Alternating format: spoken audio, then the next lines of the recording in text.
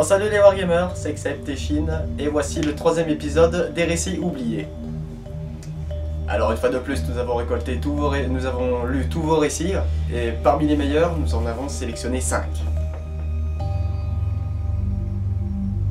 Tu veux pas parler? Bah, tu m'as dit tout ce que je voulais. T'as dit tout ce que je voulais dire. Il y avait encore un truc que je voulais dire. Si vous n'avez pas écouté la bande son du précédent épisode, je vous invite à aller l'écouter avant la lecture des différents récits.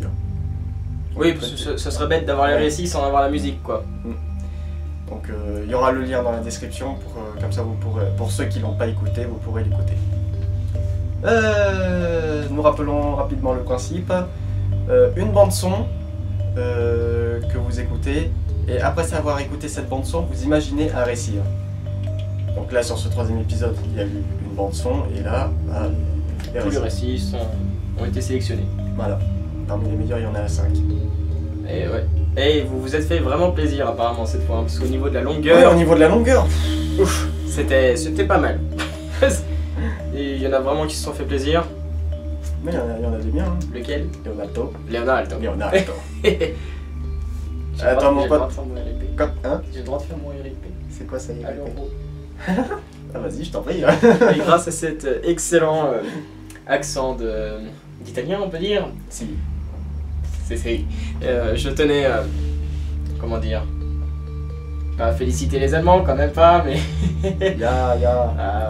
Moi personnellement, j'étais pour les Allemands, Oui, parce que hier soir, précisément devant le match, tous les deux, on a regardé l'Italie perdre. Désolé. Au tir au but. Au tir au but, mais bon. Le seul but qu'ils ont marqué, c'est sur penalty, c'est nul, c'est moche, c'est tout, bon voilà. RIP à leur équipe. Leonardo, j'espère que t'es pas italien. Bon, ouais. On n'est pas là pour parler de l'euro, donc on va commencer à lire les récits. On y va? Allez, c'est parti.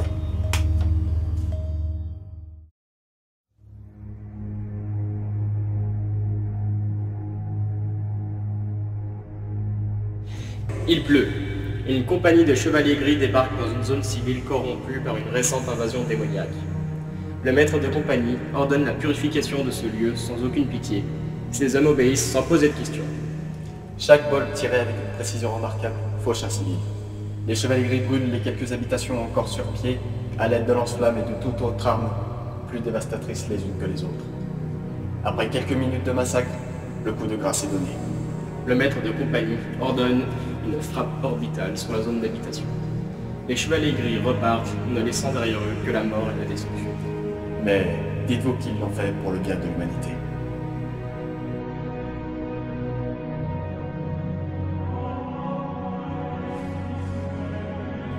Pas de pitié! Tels furent les mots du commandant en chef des ultramarines de la planète.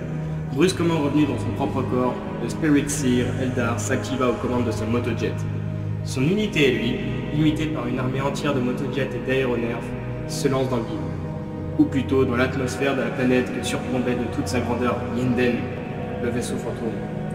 Sur le sol de la planète s'avançaient les Ultramarines et leurs armées gigantesques. Tout en conduisant, le Spiritier se concentra, il devait les libérer. Il entendait leurs voix, leurs cris. Contrôlant tout ce chaos mental, il fit briller son sceptre et imposa sa volonté aux défunts du Craftworld. Sur la planète s'écrasèrent soudain par dizaines des Rex Knights, armés de canons Rex lourds menaçants. Les détonations se confondent au bruit de leurs énormes pas. Les aéronefs et les motojets retournaient sur Yinden après avoir inondé de tirs les Space Marines désorientés. Le Spiritier regarda depuis le hangar principal. Un canon à prisme d'une taille gigantesque sortit des entrailles du vaisseau. Le prisme à son extrémité devint brillant tel une étoile, et un rayon d'une puissance terrible frappa de plein fouet la planète, qui implosa sous son impact. Le vaisseau fantôme repartit dans les ténèbres glacées de l'espace.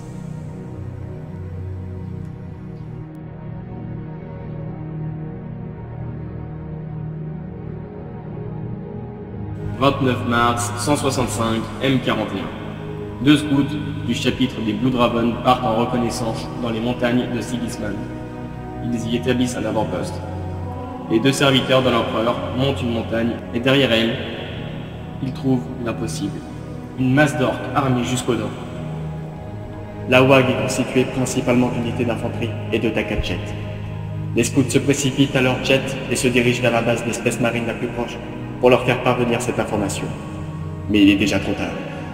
Quand les scouts arrivent à la base, elle n'est plus qu'un vulgaire tas de cendres et de ruines. Des corps jonchent le sol pavé.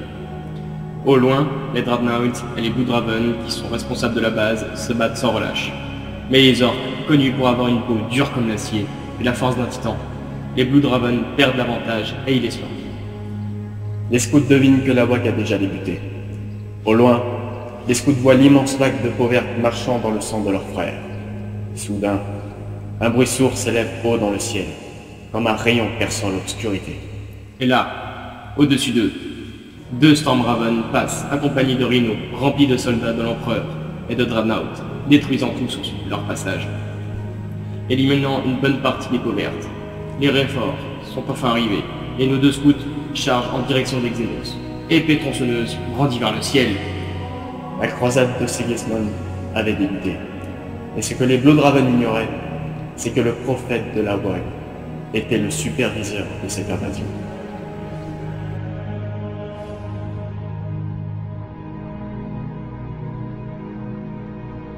J'étais avec mes frères Space Marines. Je n'étais qu'une simple recrue au sein de la 7e escouade de la 2e compagnie de Blue Dravens. Ils se connaissaient tous, et ils suivaient le codex Astartes à la lettre. Tous servent l'empereur et protègent l'humanité. Moi, je remplace leurs frères tombés au combat, transpercés par la lance d'un seigneur Nécron. Eux, ils l'avaient abattu. Moi, je n'avais rien fait de tout ça, et j'avais peur. Peur de toutes ces choses qui nous attendaient dehors sur notre planète. Ma planète, Sirène. Les moteurs de notre Stormraven avaient ralenti. Tout à coup, notre capitaine cria « Pas de pitié !» Et nous répondîmes « Et nous ne connaîtrons pas la peur !» Malgré ça, la peur était toujours là au plus profond de mon cœur. Puis j'ai compris qu'il était l'heure d'aller se battre. Alors nous prîmes nos réacteurs dorsaux et nous plongeâmes dans cette fumée de poussière. Une fois les pieds posés sur ce sol boueux et rouge, comme le sang, nous nous mîmes à marcher. Aucun de mes frères tremblait. Nous savions que c'était une mission suicide. Pourtant, ils n'avaient pas peur. Nous continuâmes à marcher jusqu'au moment où un cri retentit. Ce n'était pas vraiment un cri, plus un rugissement. Il était précédé par une explosion de sang qui s'étendait plus haut que la cime des arbres de la jungle. Alors notre sergent se retourna et dit « Nous allons purger cette planète des hérétiques. » Alors j'ai compris. C'était le chaos des traîtres de la pire espèce.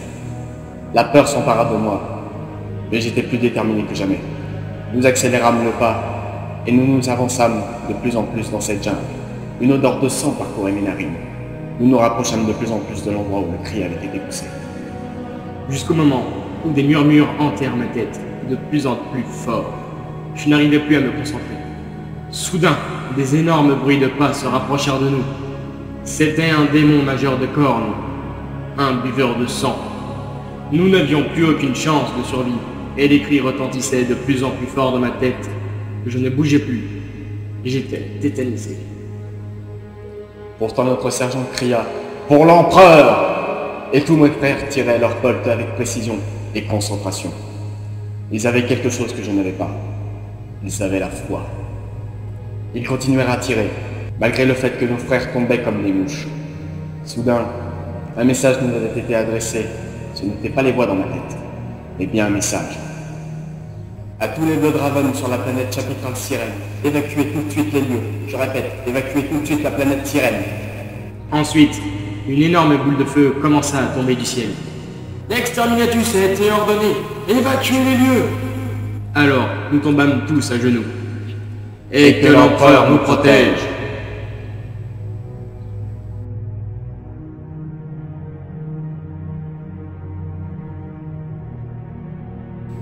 Pas de pitié! Hurla l'inquisiteur Ragnar. Il s'élança ensuite dans les ruelles sombres de la cité russe corrompue, suivi de 2 Space Marines de la Death Watch et d'une demi-douzaine d'acolytes. Des bruits assourdissants de réacteurs à proximité, créant une atmosphère cacophonique et indiquant aux impériaux qu'ils sont proches d'une base contenant des aéronefs. Mais ceux-ci préfèrent passer par les égouts. La trappe menant vers le sous-sol s'ouvre avec un chuintement caractéristique. À ce moment précis, un vol d'appareils ennemis part vers le front, faisant hurler leur réacteur. Les fidèles de l'empereur pataugent dans la boue, Ragnar en tête. Un char passe au-dessus d'eux. Ils ne peuvent dire s'il est ami ou ennemi. Les hommes et les Space Marines continuent à avancer, lorsque la boue et les parois du caniveau se transforment en chair et des visages humains apparaissent. Certains hurlent, d'autres pleurent, ou ont des voix d'enfants. La moitié des acolytes perdent la raison, ajoutant leurs cris à l'atmosphère déjà assourdissante. Mais l'inquisiteur ne se soucie pas d'eux et avance avec une démarche déterminée. Le groupe atteint enfin une lourde porte que les Space Marines enfoncent. Ils se retrouvent nez à nez avec des cultistes mutants et autres horreurs du Warp. S'ensuit une fusillade intense, les Astartes faisant rugir leurs bolters et l'inquisiteur faisant tonner un lourd fusil à pompe. Les impériaux viennent à bout de leur ennemi, mais tous les acolytes restants sont morts. Ils commencent à poser des bombes près du portail Warp trônant au milieu de la salle. Leur besogne finie, ils activent leur balise de téléportation qui les fait disparaître juste avant que la cité russe entière ne disparaisse sous une explosion gigantesque.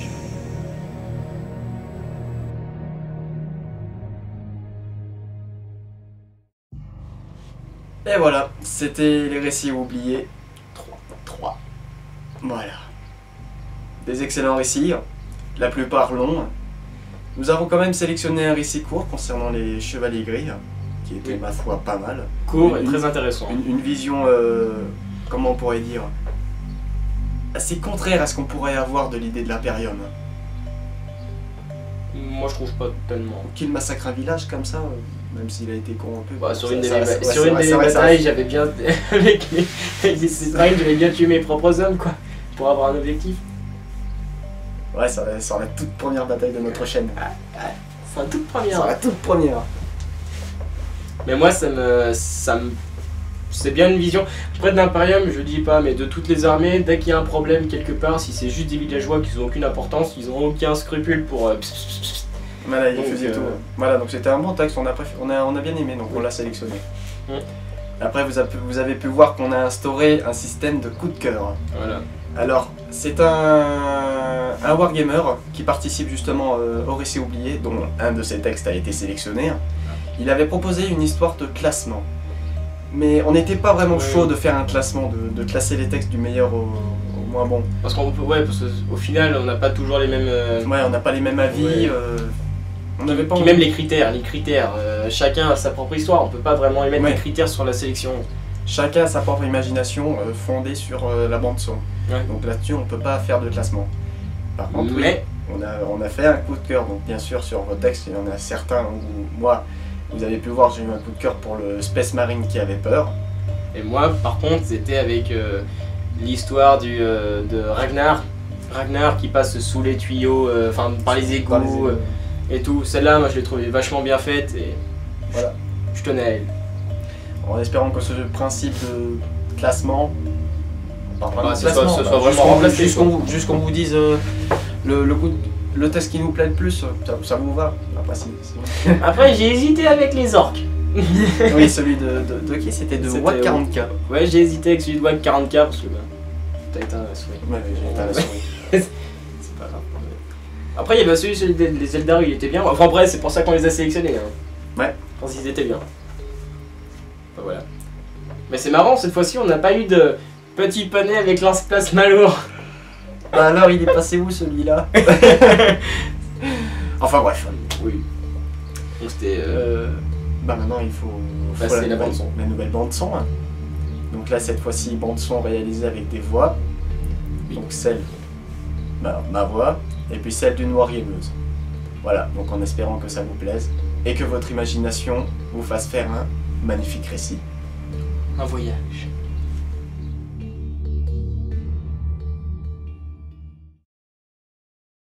Rapport du balayage du système. Xéno détecté. Tous les hommes en alerte. Wag Orc identifié. Titan Warlord menacé. Adeptus Astartes déployé. Commandeur Xep, le capitaine Destruc est en approche.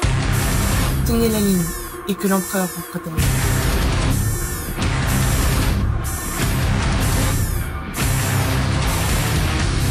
Bien reçu, Zixta. En avant, soldats, pour la gloire et pour l'empereur.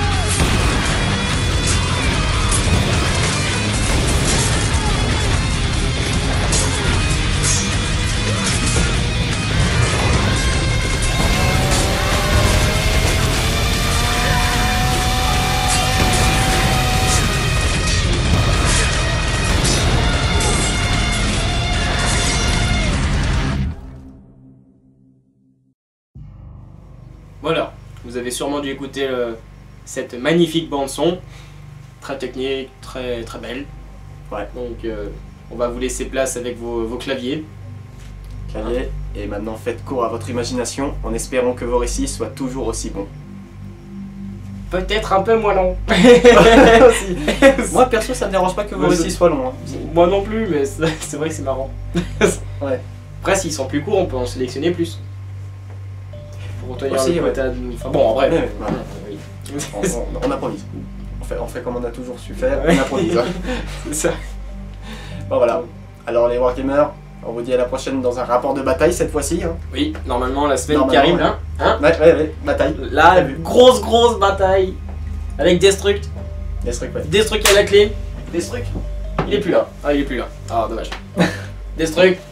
Accept. Accept. Oui, parce que j'ai appris que c'était pas accept, c'était accept.